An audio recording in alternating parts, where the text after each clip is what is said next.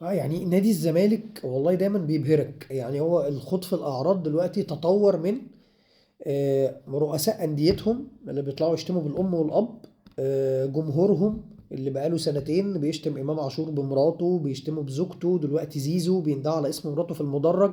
فهم تطوروا وما بيقعدوا في البرامج بتاعتهم يشوفوا مين اجمد، مرات اللعيب ده ولا صاحبة اللعيب ده. وانا عارف والله العظيم ومش بتريق وبدون اهانه، بس انا عارف ان عقليتك انت هتضحك ومش هتستوعب ان ده خد في اعراض. يعني انا متخيل ان انت بالنسبه لك ايه؟ يا عم جورجينا صاحبتهم هم متجوزين، خد في اعراض ايه يا عم؟ ما بتشوفش مرات ميسي بتلبس ايه؟ فانا فاهم ان انت اصلا يا حبيبي مش مدرك ان ده خد في اعراض، فمش هكلمك في ده. يعني للاسف مش هكلمك لا دينيا ولا خد في اعراض ولا رجوله، لان الرجوله دي هتفتح معاك قوي. فانا بقول لك انت بقالك سنتين بتنده على مرات لعيب في المدرجات، كل ما تشوفه تقول له هدى يا هدى بحبك يا هدى على اسم مراته. فحته الرجوله والنخوه دي نسيبها. طب هكلمك كبروفيشناليزم، ايه ده؟ يعني دي البرامج اللي على قناتنا ديك؟ انت عندك 10 فترات وقف قيد، انت عندك لعيبه عماله ترفع قواضي، انت عندك بلاوي في النادي. فانت فعلا الحاجه المهمه اللي انت قاعد بتتكلم فيها في البرامج بتاعتك مين اجمد، جورجينا ولا انتونيلا؟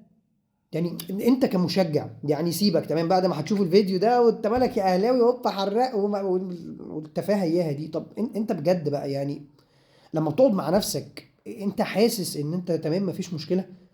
انت حاسس ان انت عندك الكوادر والناس الكويسه وان انت نادي بروفيشنال وان انت نادي مكانك ان انت تبقى زعيم القاره وزعيم الدوله؟ بس هو الظلم، بس هو العداله، بس هي ارض اكتوبر، بس هي الفلوس. يا حبيبي بص عقليه الناس بتوعك وعقليه الناس اللي انت بتأيدهم. اه والله بتأيدهم، لان الراجل ده اما كان بيطلع يخصف جبهه كان بيبقى الحراق والمشطشط.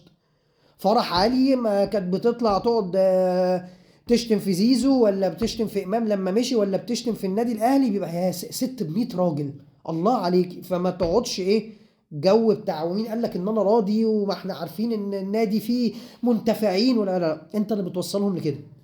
انت اللي هتخش دلوقتي تشتمني ومش هيعجبك ان انا بتكلم وهتقول لي الناس دي المحترمين. انت مين انت اللي بتتكلم عليه؟ انت عارف الناس دي مين؟ وهتخش تنفخ فيهم. فدي يبدو لك انها حاجه هايفه وتافهه، لكن والله العظيم ده ملخص نادي الزمالك. دي الكوادر اللي شغاله، دي الحاجات اللي بيلهوا بيها الناس، ده التطاول والخوض في الاعراض اللي هرجع لك تاني. هو مش مدرك اساسا، مش هيبقى مدرك ان ده عيب ان هو قاعد بيدسكس مين مراته اجمد ومين صاحبته اجمد.